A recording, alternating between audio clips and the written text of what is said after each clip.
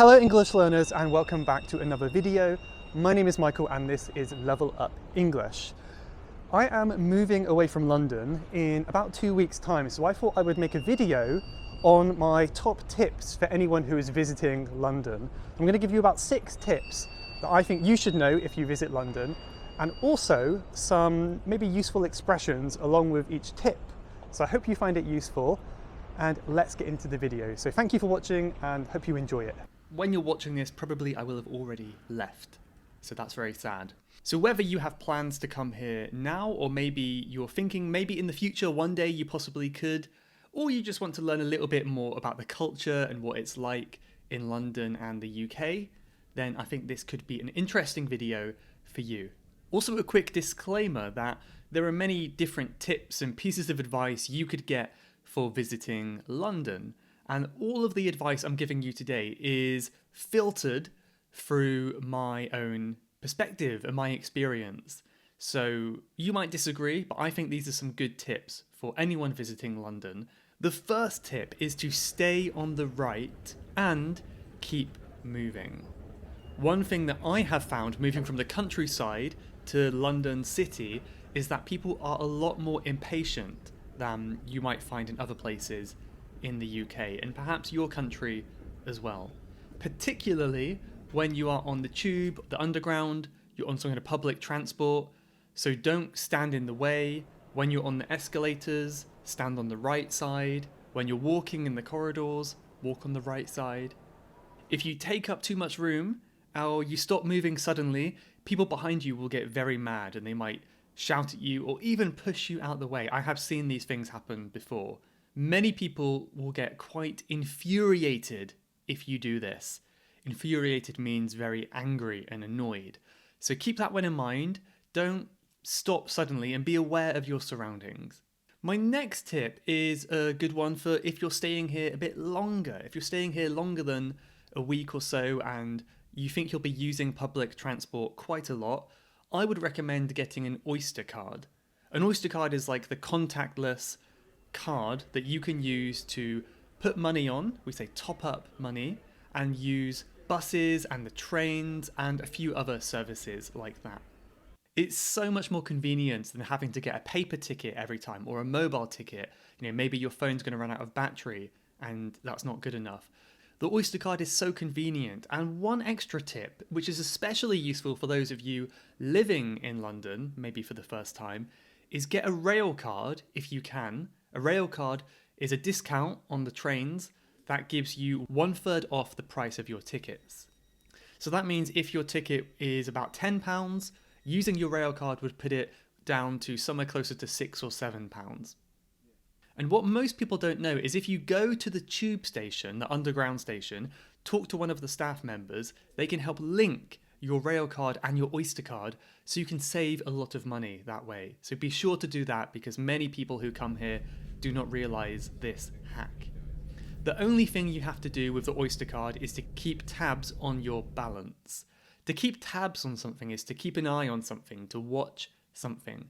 So you can download the app on your phone and check your balance. If it's running low, you will not be able to go through the ticket gate. Keep that one in mind. My next tip is to be aware of your possessions. And now this is something that I do, although I should mention I haven't personally seen any crimes. In 2 years of living here, I've never seen anything get stolen. I've never seen any serious fights or anything like that. So I can't say from experience that this is a big problem. But some areas of London do feel a little bit dodgy. They do feel a little bit, unsafe. And you kind of get that feeling when you're there. And I don't think it's anything to worry about, but I think you have to be really switched on.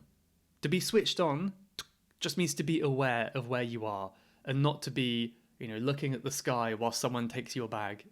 So be switched on, do little things. For example, do not use your phone right next to the road because people have been known to come up on their moped and take your phone away. You see videos of this on YouTube sometimes. Another little thing you can do is when you're on the train or in a busy area, just wrap your bag strap around your arm or put it around the leg of your chair or something like that. So you don't have to think about it, you don't have to worry about it, but if someone does try to pull on it, you will feel them pulling. Little things like that, but don't be too paranoid because, as I said, I haven't seen anything like that happen with my own eyes. Tip number 4 is a more positive one, and this is to walk as much as possible.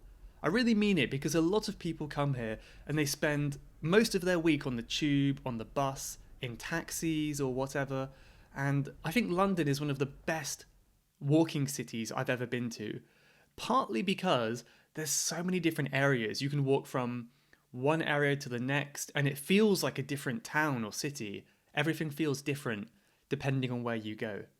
I mean, another reason is it's often quicker as well. Even though the public transport is very convenient here, by the time you've had to change tubes, change trains, go down the stairs, up the stairs, it might just be quicker and of course cheaper to walk.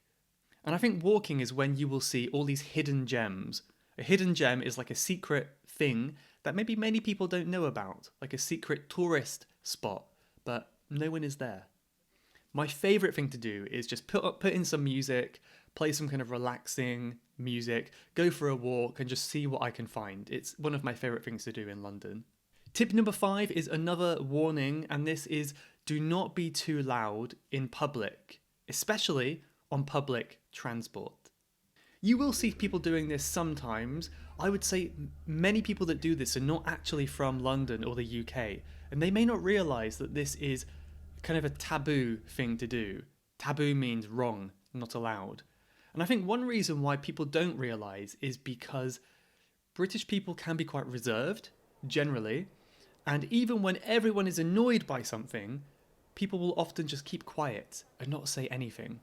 So if you draw attention to yourself, this collocation, this phrase, to draw attention means that you're doing something to make everyone look at you. If you draw attention to yourself, people will maybe silently judge you, but they won't often speak up. They'll rarely speak up and say something. So just keep that in mind as well. Try to respect other people in your surroundings and don't get in people's way or be too loud. Let's end on a positive note. Tip number 6 is, despite what you may have heard about people in the UK being reserved and shy and maybe even unfriendly, I disagree. I think most people here are very, very friendly once you initiate a conversation. And I've had this many times before myself, where I look at someone and they look really grumpy, they look really unhappy, maybe they're judging me. And then I'll say, oh, excuse me, do you know where the station is? And they will be so helpful. Oh yeah, of course, I can help you. And you can see their face instantly go from grumpy to happy. So my advice would be, don't be afraid to talk to people, because most people, in my experience, are happy to help and they're very friendly. Don't listen too much to what you might hear about people being unfriendly here. I think people can be very hospitable, despite the fact that some people say we're like a closed book. A closed book is a way to describe someone who doesn't open up. They don't talk about themselves or anything. They're kind of very closed off from other people. But there we have it. There were my 6, I think, best, most important tips for visiting the UK. Now let me know in the comments which tip you think is your favourite, which is the most useful. And I also mentioned 6 interesting words while I was talking. So feel free to practice them in the comments as well. That could be a good way to increase your vocabulary too for you English learners. Thank you very, very much for watching today. I really hope you enjoyed it. If you did, leave a comment below, let me know, and let me know if you're planning to come to London, or maybe you already have done. But thank you very much, and I'll see you in the next one. Goodbye for now. If you're interested, you can check out the full lesson for this YouTube video, where you can find live subtitles, worksheets, more detailed explanations, quizzes, and teacher feedback, and all of this around this video at Level Up English members. So if you're interested in that, you can click the link in the description or go to levelupenglish.school and go to the members page to sign up.